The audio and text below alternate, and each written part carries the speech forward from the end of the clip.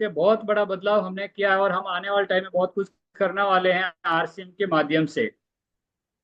तो हमें इस चीज का विशेष ध्यान रखना है कि हम किस वे में चल रहे हैं और हमारी मतलब क्या गति और प्रगति बढ़ रही है, उसके ऊपर ध्यान देना है। तो मैं ज्यादा विलंब ना करते हुए आज के इस प्रोग्राम की शुरुआत करते हैं और सर को इनवाइट करते हैं। प्लीज वेलकम आदरणीय सर, प्लीज वेलकम सर। जी स्वागत है सर। बहुत बहुत शुक्रिया मनराज भैया। और सभी साथियों का बहुत बहुत शुक्रिया। तहे दिल से मैं सभी को धन्यवाद देना चाहता हूँ। और आपका बहुत बहुत स्वागत है आज के इस कार्यक्रम में। जैसा कि धनराज भाई ने बताया, कल एक ऊर्जावान कार्यक्रम हुआ आरसीएम वर्ल्ड में, आज भी चल रहा है। जो महिलाओं के लिए एक स्पेशल महिला सशक्तिकरण की दिशा में एक स्पेशल प्रोग्राम आयोजित किया गया और देश भर से अ, हर राज्य से इसमें बहुत सारी महिलाएं शामिल हुई। और जरूर कोई बहुत बेहतरीन निर्णय लेने की स्थिति में वो है। इससे कुछ जो आरसीएम का एक मुख्य मकसद है, महिला सशक्तिकरण, स्वास्थ्य रक्षा और स्वावलंबन, तीनों में उस दिशा में एक अच्छा कार्य होता हुआ नजर आ रहा है। मैं उनका भी स्वागत करता हूँ, शुक्रिया अदा करता हूँ। आज की कुछ बातचीत, क्योंकि मेरे लिए एक चैलेंज है, एक चुनौती है, हर दिन एक चुनौती है, हर दिन एक जिम्मेदारी है कि जो ये हमारा अभियान है इसको एक सही दिशा में ले जाने का हमें क्या प्रयास करना है, कैसे आगे बढ़ना है।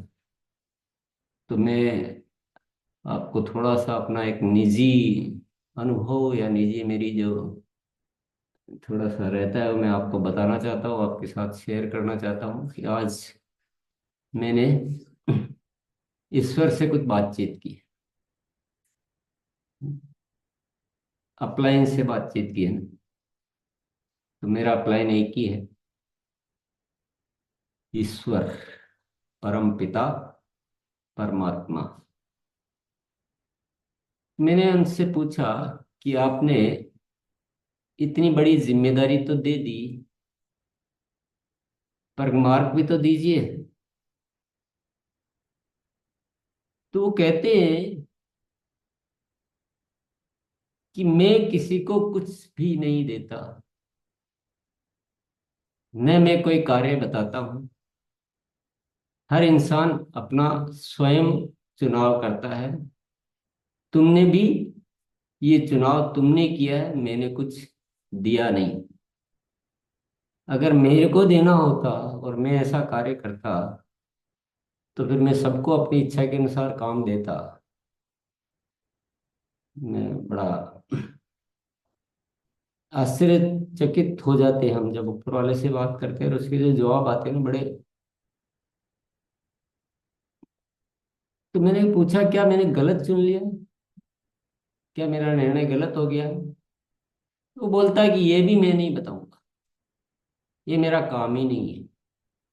तुम खुद सोचो, गलत हुआ है कि अच्छा हुआ है, या सही क्या है और गलत क्या है, ये इंसान का काम है, मेरा काम नहीं है।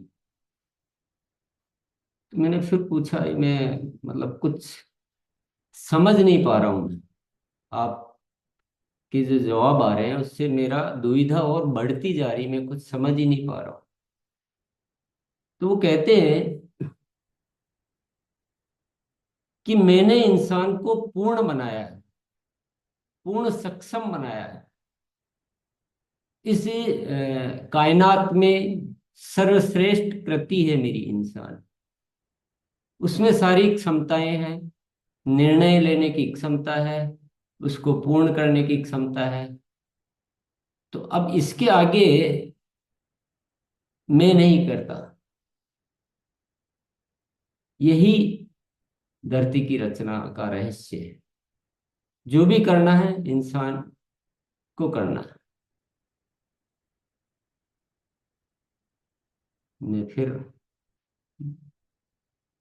बड़ा, ऐसी स्थिति और ऐसे उत्तर आते हैं कि आप बिल्कुल जिस उम्मीद की हम सोच के बात करते हैं ना, वैसा कुछ होता नहीं, कुछ अलग ही होता है।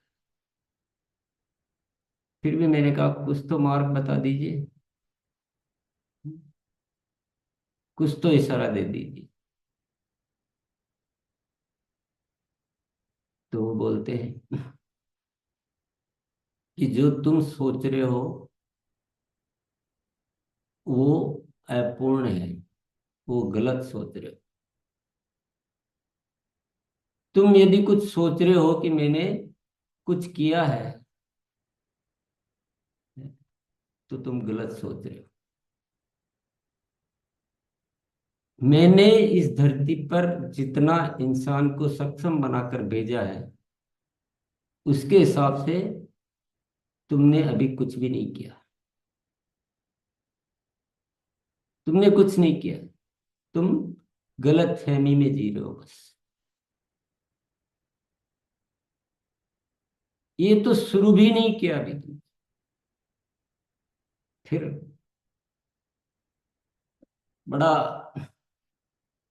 और मेरा थोड़ा चेहरा जब ऐसा हुआ, क्योंकि जिस उम्मीद को लेकर, जो कि भाई चलो आज बात करते हैं, कुछ रास्ता मिल जाएगा, पर और उलझ जाता है।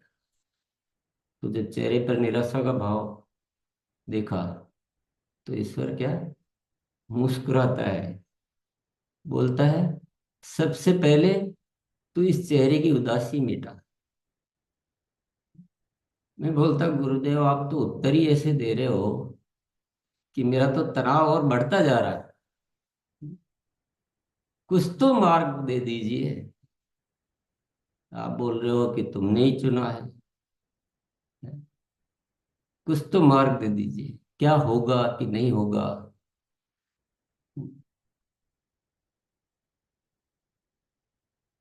जब बहुत जिद की तो वो बोले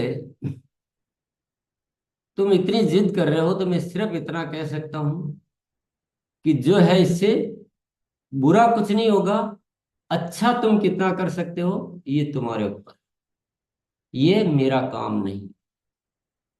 मैं भविष्यवाणी नहीं करता, ये मेरा काम ही नहीं। क्योंकि मैंने इंसान को ही सर्वगुण संपन्न और सारी क्षमताएं देकर भेजा है, और मैं कभी भी अपने नियम नहीं तोड़ता। इंसान तुम तोड़ते हो। तुमको लगता है कि मैं ही इस धरती पर कुछ कर सकता हूँ, दूसरे कुछ नहीं कर। तुम अनेक अनेक गलत फहमियों को, मैं ऐसा नहीं सोचता। मैं तो सोचता हूँ कि हर कोई कुछ कर सकता है। तो ऐसी बहुत सारी बातचीत हुई, और फिर उसके बाद तो सारी जिम्मेदारी उन्होंने डाल दी कि खुद ही विश्लेषण करो। बस मैंने इशारा दे दिया है कि तुम अभी जो कर रहे हो वो पूर्ण नहीं है, बहुत सारी गलतियां तुम कर रहे हो। मैंने कहा क्या गलती है, कुछ तो बता दो। बोलते फिर वही बात करते हो। यही नादान इंसान को स्वयं ढूंढना पड़ेगा। मैंने इशारा दे दिया है, अब तुम्हारा काम कि तुम्हारे में क्या कमी है, तुम्हारे में क्या गलतियां हैं, वो खुद ढूंढो। मैंने इतना क्षमता दी है, इतना तुमको विश्लेषण क्षमता दी, इतना पहचानने की क्षमता दी, इतने निर्णय लेने की क्षमता दी है। तुमको उनका उपयोग करना पड़ेगा। मेरा काम नहीं है, मैंने इशारा दे दिया है, अब तुम खोज करो। यही ये प्रकृति की रचना है। तो साथियों में उस बातचीत के आधार पर कुछ इशारे हम चर्चा करेंगे, कुछ इशारे चर्चा करेंगे। बाहर से इशारे ही मिल सकते हैं। मैं अपने अनुभव के आधार पर अपने मन की बात आपको कह सकता हूं, लेकिन आपके मन के हिसाब से आपको अपने समाधान सबको निकालने होंगे। ईश्वर कहता है कि मैंने सबको पूर्ण सक्षम बनाकर इस धरती पर भेजा है। केवल हम उसको ढूंढेंगे नहीं, खोजेंगे नहीं, जानेंगे नहीं, पहचानेंगे नहीं, तो हम ऐसे ही चले जाएंगे, हम अपने आप को जान ही नहीं पाएंगे।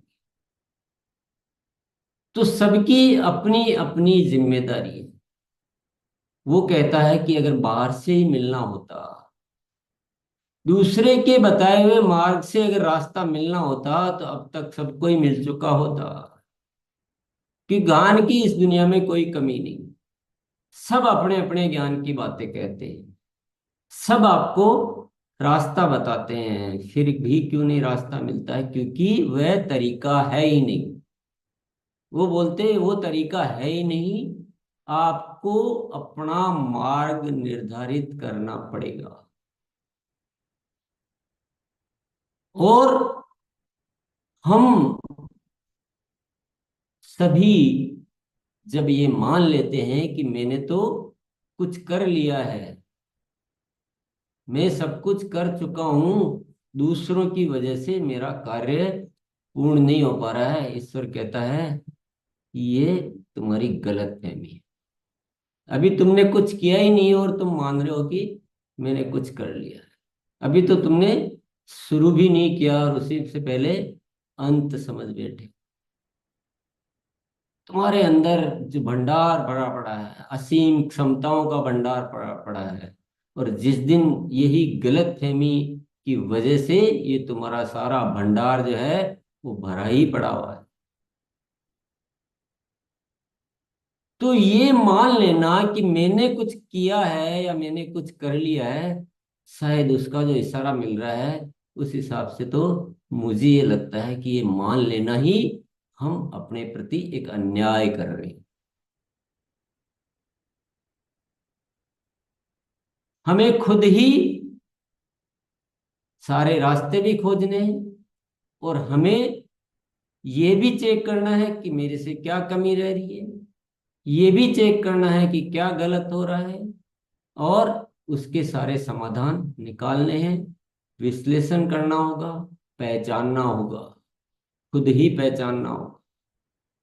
क्योंकि दूसरे तो बहुत सारे रास्ते बताते ही रहेंगे, लेकिन आपकी जो भाव दशा है, आपके जो निर्णय है जिंदगी के, उसके हिसाब से हर इंसान का रास्ता थोड़ा बहुत भिन्न हो सकता है।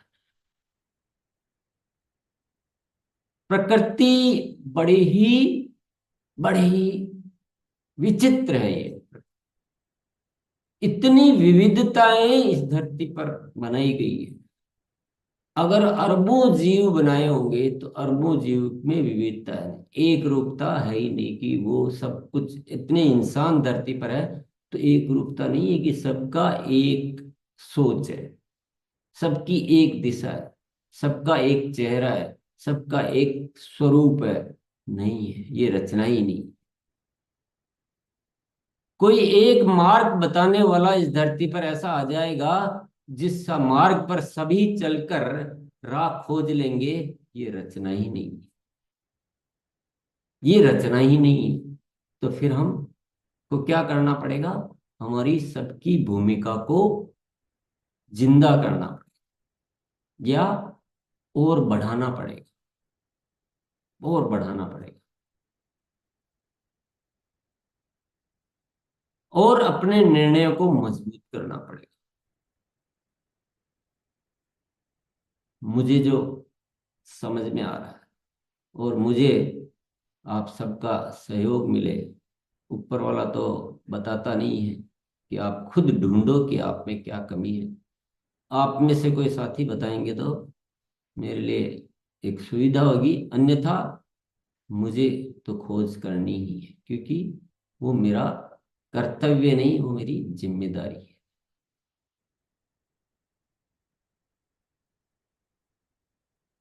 भले ही हम एक अलग अलग रचना के हैं, भले ही हम अलग अलग भाव दशाओं के हैं, लेकिन जो काम हम कर रहे हैं उसमें ये सब अलग को हमें उस तरह से, क्योंकि तरीके अलग हो सकते हैं, सोच अलग हो सकती है, लेकिन मकसद तो एक ही है। तो ये भी एक सत्य है कि मकसद हम सबके एक हो सकते हैं, लेकिन काम करने के तरीके भिन्न भिन्न हो सकते हैं। काम करने के तरीके भी एक हो सकते हैं, लेकिन बात करने का तरीका सबका भिन्न भिन्न होगा। देखो कैसी रचना है, अजीबो गरीब रचना, कैसी अजीबो गरीब रचना है कि हम जो बोलते हैं तो सबका बोलने का लहजा अलग अलग दिया ऊपर वाले। इतने करोड़ों अरबों इंसान है, और सबका अलग अलग लहजा दिया, अलग अलग विचित्रता दी। तो सबसे अहम बात यह है कि हमें पूर्ण जिम्मेदारी से अपने कार्य में संलग्न होना पड़ेगा। इशारे तो बहुत मिल जाएंगे, लेकिन समाधान हमें खोजना पड़ेगा। अब दो बातें होंगी, कहीं न कहीं कंफ्यूजन भी होता है। जब जब सही सत्य को हम ढूंढने की ओर जाते हैं तो बहुत सारे कंफ्यूजन होते हैं। कंफ्यूजन कि हम एक तरफ तो बात कर रहे हैं एकता की, एक तरफ बात कर रहे हैं एक मकसद की, एक तरफ बात करते हैं कि सभी साथी मिलकर एक मार्ग पर चले, एक दिशा में चले। तो क्या वह सत्य है कि ये सत्य है कि हम सबका अलग अलग अंदाज है, सबके भाव अलग अलग है? अब इन दोनों सत्यों के आधार पर हमें निर्णय लेने पड़ेंगे।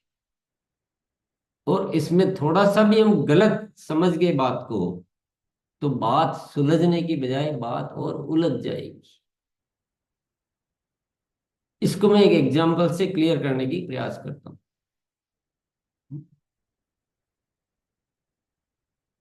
मैंने सिंह साहब को बोला कि आपको अभियान प्रचार में ऐसे ऐसे बात करनी। मैंने सिंह साहब को बोला, मैंने सभी को बोला, और ऐसी बात करनी है कि जिससे भी हम बात करें तो उसके अंदर एक देश हित की एक अच्छी भावना का मैसेज जाना चाहिए कि ये लोग कोई बहुत अच्छा कार्य करते हैं और ये झूठ नहीं बोलते हैं, इनके प्रोडक्ट वाकई में बहुत अच्छे हैं, इतने सारे प्रमाण ये दिखा रहे हैं, इतना सारा अभियान के बारे में बता रहे हैं, तो ये बहुत अच्छा अभियान है, ऐसा मैसेज जाना चाहिए। ये हम सबको एक दूसरे के साथ ये बात शेयर कर रहे हैं। तो अब मैं कहना जो चाह रहा हूं वो मैं बता देता हूं। हम सबका मकसद एक हो सकता है कि अच्छी तरह से बात जानी चाहिए, सब हमारे से प्रभावित हो, उनमें एक विश्वास अर्जित हो। ये मकसद तो हम एक कर सकते हैं, लेकिन तरीका तो सिंह साहब का बात करने का थोड़ा अलग हो सकता है, और रमेश भैया का अलग हो सकता है, सुरेश भैया का अलग हो सकता है। वो तो एक हो ही नहीं सकता, वो संभव ही नहीं है। तो अब करना क्या है कि मकसद को नहीं बदलना है, लेकिन ये ख्याल रखना है कि मेरा बात करने का तरीका ये है, और मुझे इस अंदाज से बात करके और मुझे वही मकसद हासिल करना है कि मैं जब किसी को बता रहा हूं तो वही प्रभाव जाए जो जाना चाहिए, जो इसका पर्पज है, जिससे हमारा काम सफल होगा। क्या मैं समझा पाया अपनी बात को? समझा पाया कुछ? क्योंकि हो सकता है सिंह साहब अपनी खोज करेंगे कि मेरी मास्टरी इसमें, मेरी मास्टरी इसमें है कि मैं उसके प्रमाण बहुत अच्छे से बता के लोगों को प्रभावित कर। रमेश बोलेगा कि मेरी मास्टरी इसमें है कि जब मैं बोलता हूं तो मैं इतना अच्छी तरह से कन्विंस कर पाता हूं कि मैं बहुत विश्वास पूर्वक बोल के कन्विंस कर पाता हूं। तो ये अलग अलग को अलग अलग पहचानना है कि काम वही होना चाहिए, रिजल्ट वही आने चाहिए, लेकिन मैं कैसे इस रिजल्ट में कन्वर्ट कर सकता हूँ, मैं कैसे अपने साथियों को सिखा सकता हूँ, स्वयं को वो सारी चीजें समझ के वो सारे काम हमें करने पड़ेंगे। और इसी दिशा से हम सोचेंगे, और हम ये मानते रहेंगे कि अभी जो हमने किया है उसको मानना नहीं है कि हम पूर्णता में आ गए। जब मानना बंद किया उसी दिन से हमारा प्रोग्रेस शुरू है, उसी दिन से हम आगे बढ़ते रहेंगे। और जिस दिन ये मान लिया कि मैं तो कर चुका हूं, दूसरों की वजह से मेरा काम नहीं हो पा रहा, उसी दिन ढेर कोलैप्स हो जाएगा, प्रोग्रेस रुक जाएगी, हम निराश हो जाएंगे, हम हताश हो जाएंगे, हम उल्टे सीधे निर्णय लेने के लिए प्रेरित हो जाएंगे। तो जिंदगी बड़ी रहस्यमयी है, जिंदगी बड़ी रहस्यमयी है। और इस धरती पर ये हम जो आए हैं एक बहुत, तो फिर ऐसा क्यों हुआ, क्या हुआ, क्यों हुआ, ये वातावरण क्यों हो गया ऐसा, ये भी एक विषय है विश्लेषण का। कि जब हम इतने सक्षम हैं, इतना ऊपर वाले ने हमें सब कुछ दिया है, फिर ये वीकनेस, ये कोई गलत आदतें, ये गलत इच्छाएं, ये कहां से आ गई इस धरती। तो साथियों, ये कोई आज का मामला नहीं है। हमारी रचना में दो मन, दो मन दिए गए, एक चेतन मन है, एक अवचेतन मन। चेतन मन का निर्माण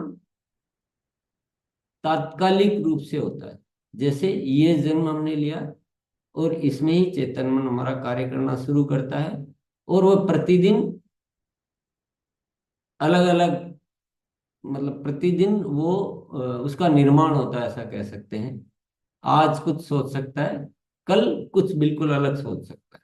चेतन मन का क्या है, आज कुछ बिल्कुल सोच सकता है कि आज मैं दिल्ली जाऊंगा, और थोड़ी देर बाद वो सोच सकता है कि नहीं, मुझे अब दिल्ली नहीं जाना है। यानी चेतन मन अपने निर्णयों को तत्काल बदल सकता है, लेकिन अवचेतन मन बहुत पुराने समय से उसकी प्रोग्रामिंग होती है, बहुत समय से, और बहुत समय से प्रोग्रामिंग होके, और वो चाहे कि मैं आज इस प्रोग्रामिंग को बदल देता हूं, तो ये असंभव तो मैं नहीं बोल सकता हूं, इतना मेरा अधिकार नहीं है, लेकिन बहुत मुश्किल है। उदाहरण के लिए, उदाहरण के लिए एक उदाहरण से समझते हैं, छोटे से उदाहरण से। मान लीजिए मेरे को क्रोध आता है, मेरी कोई डिजाइन किया हुआ नहीं है, चेतन मन नहीं कह रहा कि क्रोध करना है, लेकिन मेरा जो भी जन्मों जन्मों से कहो, बचपन से कहो, एक डिजाइन हो रखा है माइंड में कि कोई भी ऐसा मेरे स्वभाव के विपरीत कुछ करेगा तो क्रोध आता है। वो भी आप ही कर रहे हैं, ख्याल कीजिए जरा, कोई दूसरा नहीं कर रहा है, हम ही कर रहे हैं। लेकिन अब आज आपने सोचा कि नहीं, अब बिल्कुल मैं प्रेम नहीं करूंगा, क्रोध नहीं करूंगा, तो वो तुरंत आप नहीं कर पाए, नहीं हो सकता, क्योंकि ये बहुत लंबे समय की प्रोग्रामिंग होती है, और बहुत पुरुषार्थ और बहुत प्रयासों के बाद ही अवचेतन मन की प्रोग्रामिंग चेंज हो सकती है। हालांकि इस कार्यशाला का उद्देश्य मेन वही है कि हम अवचेतन मन की प्रोग्रामिंग को चेंज करें। तो अब वो जो बात हम कह रहे थे कि हम क्यों नहीं अपने आप को चेक कर पाते हैं या समझ क्यों नहीं पाते हैं, क्योंकि हमने सदियों सदियों से क्या सीखा, दया के पात्र अपने आप को मान के हमने पुराने जमाने से चल रहे हैं कि राजा महाराजा है और बाकी जनता है, तो जनता का तो कोई वजूद ही नहीं है, जो भी है वो राजा है।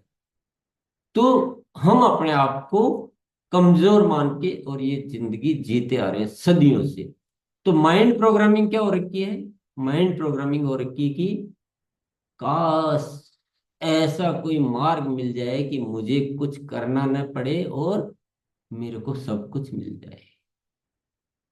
माइंड प्रोग्रामिंग क्या हो रखी है कि यार मुझसे कुछ होने वाला नहीं है, मुझे तो कुछ आता ही नहीं है, शायद कोई कोई कृपा आ जाए, कोई मुझ पे दया कर दे, मुझे कोई मदद कर दे तो मैं भी चल सकता। कोई मुफ्त का कुछ मिल जाए, मेरे से क्या होने वाला है। ये इस तरह की कमजोर माइंड प्रोग्रामिंग होके हमारा अवचेतन मन में स्थायी रूप से इतना गहरे में हम बैठा हुआ है कि हम जो हमारे अंदर जो ये सक्षमता है इसको हम पहचान नहीं पा रहे। तो सत्य क्या है कि सत्य ये है कि न तो मैं ऐसा कह सकता हूं कि आप बिल्कुल ऐसा का ऐसा करो, आप बिल्कुल ऐसा का ऐसा करो, वो कह रहा हूं तो मैं गलत, आप सोच रहे हो तो आप भी गलत। कि मैं भी इस फलाने लीडर के जैसे का जैसा बनूंगा, वैसा ही बोलूंगा, वैसी बात करूंगा, और वो सब कुछ करता है वैसा करूंगा, तो हम गलत सोच रहे हैं। और वो लीडर यदि सोच रहा है कि मैं सबको ऐसा का ऐसा बनाऊंगा, तो वो भी गलत। तो फिर सत्य क्या है? सत्य है कि हम सब मिलकर मकसद अपना निर्धारित कर सकते हैं कि हम सब इस दिशा में आगे बढ़ेंगे और यही हम मकसद पूरा करेंगे। ये सत्य है, ये हो सकता है। और दूसरा क्या हो सकता है? हम सब उस वातावरण को पैदा करेंगे, उस माहौल को पैदा करेंगे, और हम जो हमारी जो मानसिकता जो सदियों से कमजोर हो गई है, इस मानसिकता को बदलकर हम अपने असली जो स्वरूप है उसको सने सने सने सने जिंदा करने का प्रयास करेंगे। एक दिन में हो ही नहीं सकता, हो ही नहीं सकता। तो ये कार्यशाला क्या कार्य है? बहुत सारे साथियों को लगता भी होगा, मुझे भी लगता है कई बार कि मैं ऐसा क्यों कर रहा हूँ, क्यों मैं गुरुकुल गुरुकुल की बात करता हूँ, क्यों मैं साथियों को ऐसा बार बार निमंत्रित करता हूँ, ये सही है कि गलत है, मैं कई बार सोचता हूँ। तो कई बार लगता है कि ये गलत है। ऐसा जब नहीं, सबके परिस्थितियां साथ नहीं देती या जो भी वजह है, तो क्यों? जो अपनी बात कहनी है कह दो, स्पीच देकर रिकॉर्ड करके भेज दो, किताबों के माध्यम से कह दो, ये कह दो।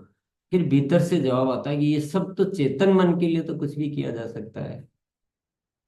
चेतन मन के लिए तो बहुत सारे उपाय हैं जो दूसरे आराम से किए जा सकते हैं। लेकिन वह जो अवचेतन मन, जो सदियों सदियों से जो मानसिकता जो बन गई है, उस प्रोग्रामिंग को चेंज करने के लिए लंबी प्रक्रिया से गुजरना होगा। वो अभ्यास, वो एहसास, वो याद आना, वो याद दिलाना, वो बहुत जरूरी है। और वो निरंतर, क्या वो नियम है किसी भी माइंड प्रोग्रामिंग के लिए, औचित्य मन की प्रोग्रामिंग के लिए? सघनता, विश्वास, सबसे पहला विश्वास, पूर्ण प्रक्रिया, सघन प्रक्रिया, निरंतर प्रक्रिया, और दीर्घ काल तक प्रक्रिया। विश्वास होना चाहिए कि ऐसा होगा। अभी क्या है उससे कोई मतलब नहीं। अभी तो मुझे भी, जैसे मैंने बात की है, मैं अपना एक अनुभव के आधार पर बता रहा हूं कि अभी ऐसा लग रहा है कि ये होगा कि नहीं होगा, तो मैं गलत हूं। मुझे एक विश्वास लेकर आगे बढ़ना पड़ेगा कि जरूर होगा।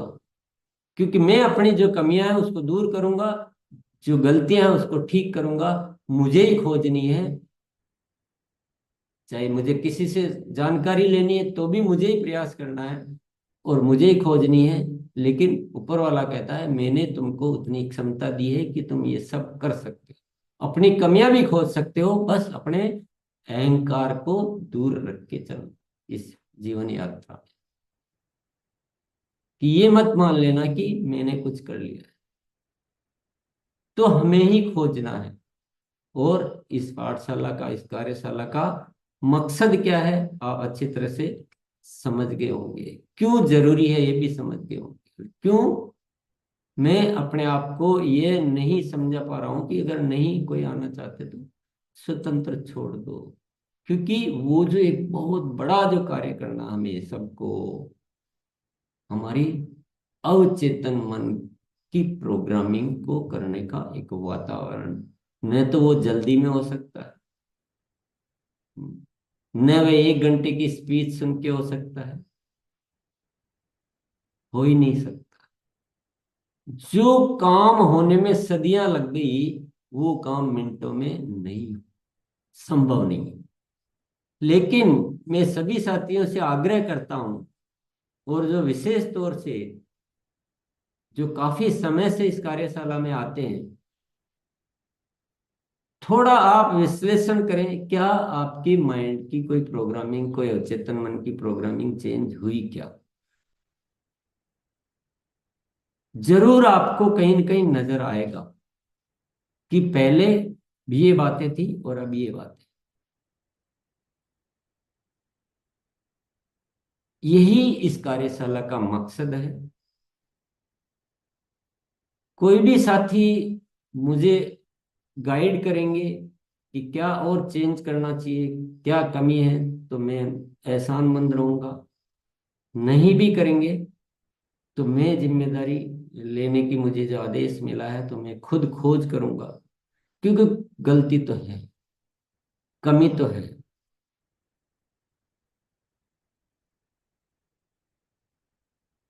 तो मैं जो बात आपसे कहना चाहता हूं, क्योंकि मैं ऊपर ऊपर की यात्रा नहीं कराना चाहता, मेरा वो मकसद नहीं है। ऊपर की यात्राएं तो बहुत है, पूरी दुनिया में भरी पड़ी है। ज्ञान की कोई कमी नहीं है, ज्ञान तो बहुत है। हर कोई जानता है कि प्रेम करना चाहिए। वह तो चेतन मन ने जाना, वह चेतन मन ने सुना, वो चेतन मन ने निर्णय लिया। लेकिन जब तक अवचेतन मन की प्रोग्रामिंग वैसे न होगी, तो इसको बोलते हैं एक स्वाभाविक क्रिया। प्रेम स्वाभाविक होना चाहिए। आप सोच के प्लान नहीं कर सकते कि मुझे इससे प्रेम करना है। ये स्वाभाविक, और स्वाभाविक कैसे होता है? अवचेतन मन की प्रोग्रामिंग से। और ये कैसे होती है? ये एक लंबे, जो बोला ना, विश्वासपूर्ण सघन प्रयास और लगातार दीर्घ काल तक, बार बार बार बार बार बार बार बार, थोड़ा कुछ आज होगा, थोड़ा परिवर्तन आ जाएगा, थोड़ा कल आएगा, थोड़ा जब चेतना जागृत होगी उससे और आने लगेगा, और आने लगेगा। फिर हम खुद जब अपने निर्णायक बन जाएंगे, खुद में जब वो चेतना आएगी, तो फिर हम खुद अपने माइंड की प्रोग्रामिंग खुद करना सीख जाएंगे। इसलिए अपन बोलते हैं सूक्ष्म का अभ्यास। सूक्ष्म के अभ्यास में बड़ी ताकत है। जब आप थोड़ी देर अपने अंदर डूबते हैं ना, जब आप अपने अंदर उतर के देखते हैं, तो आपकी अवचेतन मन में बहुत सारी प्रोग्रामिंग बहुत फास्ट होती है। सुन के जान के होती भी है कि नहीं होती, ये भी पता नहीं है, और होती है तो बहुत स्लो होती है। लेकिन जब हम अपने आप को ध्यान में ले जाते हैं, बाहर की दुनिया से मुक्त होकर अपने भीतर उतरते हैं, तो वो अवचेतन मन की प्रोग्रामिंग बहुत फास्ट होती है, बहुत त्वरित होती है, बहुत। और वही एक मार्ग, मात्र रास्ता है। तो जिस दिन हम स्वभाव से वैसे हो जाएंगे, जो आरसीएम के लिए जैसा स्वभाव चाहिए, और आरसीएम ही क्यों बात करें, जो जीवन के लिए जैसा स्वभाव चाहिए। आज हम प्राण गीत के माध्यम से बात तो कर लेते हैं कि खुशहाल यहाँ पर हर जन हो, और हम एक दूसरे के साथ बने, सबका वो करें, तो ये तो सुन रहे हैं ना। लेकिन वैसे ही हम भीतर से हो जाए तो कितना मजा आ जाए। आए कि नहीं आए, बोलो। कि प्रेम ही प्रेम उमड़ता है, कोई नफरत आती नहीं है। कोई गलती होती है तो माफी मांगने में संकोच नहीं होता है।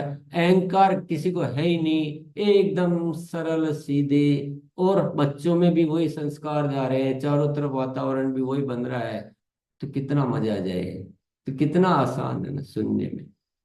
अभी हम सब वादा भी करेंगे तो कितना आसानी से वादा भी कर लेंगे। लेकिन ये सब स्वाभाविक तौर पे नहीं होगा। जब हमारा मन आकृष्ट नहीं होगा, हमारे से उसके अलावा कुछ होगा ही नहीं, तब जाके ये चीजें संपन्न होगी। अन्यथा हम फिर बाहर जाएंगे, फिर कभी इधर उधर जाएंगे, वही तुच्छ इच्छाएं हावी हो जाती है। वही किसी को देखा कि यार वो ऐसा है, देखो उसको कितना सम्मान हो रहा है, उसकी क्या बात हो रही है, और हमारा मन फिर आकृष्ट हो जाएगा, फिर गलत इच्छाएं पैदा हो जाएगी। तो स्वाभाविक तौर पे वो माइंड की प्रोग्रामिंग होना बहुत जरूरी है। एक दिन में सब कुछ हो जाएगा परिवर्तन, नहीं होगा, दीर्घ काल। और मैं तो कहता हूं जन्म भी लग जाए और ये परिवर्तन आ जाए तो भी सौदा घाटे का नहीं, ये सौदा घाटे का नहीं। हम उस असली जगह तो पहुंचे, उस असली मार्ग पे तो आए, उस असली जीवन को तो जी पाए। ये कितना जरूरी है, हम सब कितना महसूस कर रहे हैं, लेकिन हम क्या कर रहे हैं, हम दूसरों के लिए महसूस कर रहे हैं कि वो ऐसा है, कि वो ऐसा है, कि लोग कैसे हैं, ये फलाना कैसा है। उस शायद समाधान हम निकाल पाएंगे ना निकाल पाएंगे, लेकिन अपने को तो चेक कर लो भाई, अपने को तो बदल लो। फिर दूसरों को बदलना तभी शुरू हो पाएगा जब हम अपने आप को बदल पाएंगे। पर एक ऐसा वातावरण, आरसीएम कुछ नहीं है, सिर्फ एक ऐसा माध्यम है जहां से हम कम से कम, अब कौन क्या करेगा वो तो मैं नहीं जानता हूं, पर एक ऐसा माध्यम ऊपर वाले ने दिया है जहां कम से कम इस तरह के विचारों को तो अपने जीवन में शामिल कर सकते। यही बहुत है, यह भी कम नहीं। तो गुरुकुल की जब मैं बात करता हूं तो बहुत सारे साथियों को लगता, मुझे खुद को लगता है, आपको क्या लगता है मुझे पता नहीं है, ऐसा लगता है जैसे मेरा कोई, मैं ऐसा गलत कर रहा हूं, जैसे मुझे ऐसा फील आता है, अनेक बार आता है, एक बार नहीं आता है, अनेक बार आता है कि कहीं मेरा ये अहंकार है, या मेरा लोगों को परेशान करना है, या मेरा कोई स्वार्थ सिद्धि है, या मुझे कोई अपना वर्चस्व स्थापित करना है, क्या है। लेकिन मैं ऑनेस्टली ईमानदारी से बोलता हूँ, मेरा ऐसा कुछ भी नहीं है, क्योंकि मुझे यही एक रास्ता नजर आता है जहां से हम अपने अवचेतन मन की प्रोग्रामिंग को कर सकते हैं।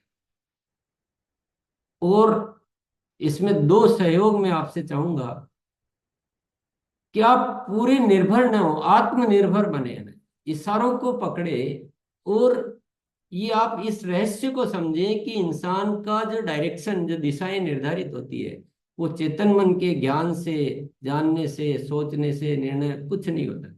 हमारा अवचेतन मन, ऊपर वाले ने क्या इशारा दिया था, मैंने बोला कि ये आपने काम तो दे दिया, वो बोलता है काम मैं नहीं देता हूँ, तुम्हारे अपने निर्णय, तुम्हारे अपने शौक है, तुमको जो अच्छा लगता है वही तुम करते हो।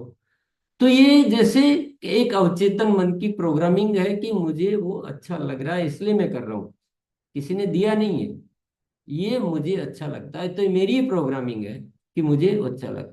मैं आपके साथ बातचीत कर रहा हूँ, ये मुझे किसी ने आदेश नहीं दिया, ये मेरी एक इच्छा है, मेरी अवचेतन मन की कोई प्रोग्रामिंग है। मेरे ऐसे भाव उमड़ रहे हैं कि मैं बहुत सारे साथियों का दोस्त बन पाऊं, और मैं एक ऐसा माध्यम बन पाऊं तो मेरा जीवन का एक छोटा मोटा कुछ उपयोग हो जाए। तो सब मैं अपने लिए कर रहा हूं, मैं किसी और के लिए कुछ नहीं कर रहा हूं। ये मेरा एक प्रोग्रामिंग, मेरा स्वभाव है, मेरी नियति है। जैसे एक आम का वृक्ष है, उसकी नियति है वह आम के फल देने की, और जिस बबूल का वृक्ष है उसकी नियति है कांटे देने की। मेरी नियति है, मुझे अच्छा लग रहा है तो मैं कोई परमार्थ नहीं कर रहा हूं, मैं किसी और के लिए नहीं कर रहा हूं, मैं अपनी खुशी के लिए कर रहा हूं। मैं, और खुशी भी मत छोड़ो, मेरी नियति ये है, मेरी नियति ये है, मैं ऐसा ही बनाया गया हूं, ऐसा ही हूं। तो इसलिए मैं किसी पर कोई एहसान नहीं कर रहा हूं, मैं न किसी का कोई गुरु हूं, न कोई आपको सिखाने वाला हूं। हम सब अपने आप में एक गुरु हैं, हम सब अपने आप में सीखने वाले हैं। हम सबकी अपनी एक जिम्मेदारी है, सबका एक बोध है। और आप अपने अपनी नियति को पहचानिए, अपने अपने कर्म निश्चित कीजिए। किसी एक व्यक्ति, मतलब ईश्वर तो ये बोलता है कि मैं भी कुछ नहीं करूंगा तुम्हारा, तो मैं तो क्या औकात है, तो इसलिए मैं कुछ भी नहीं हूं, मुझे आप बिल्कुल भूल जाइए। मैं कुछ भी नहीं हूं, आप सब संपूर्ण है, सभी संपूर्ण है इस धरती पर। तो आप अपने आप को, अपनी नियति को समझिए। और आपको लगता है कि मेरी नियति सही नहीं है, तो फिर आपको दीर्घ काल तक अपने माइंड की, अपने अवचेतन मन की प्रोग्रामिंग में लगना होगा। अगर किसी की प्रवृत्ति चोरी करने की है और वो चाहता है कि मेरा ये ठीक नहीं है, तो फिर उसको ऐसे जल्दी से नहीं होगा कि कल से वो, और कल से कर लेता है तो वो उसका पुरुषार्थ है कि वो अपने माइंड की प्रोग्रामिंग को इतना जल्दी चेंज कर पाता है। लेकिन जो नियति है, जो भाव है, जो प्रोग्रामिंग है, उसको बदलने का उसी को प्रयास करना पड़ेगा। किसी और का ज्ञान काम नहीं आने वाला है।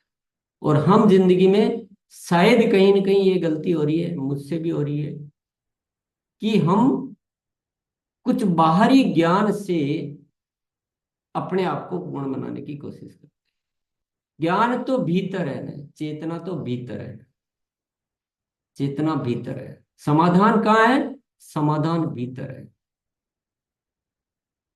कब आएंगे? जब आएंगे कि जब मैं ये मानूंगा कि मैं अभी कुछ भी नहीं कर रहा हूं, मैंने अभी कुछ किया ही नहीं, तब आएंगे।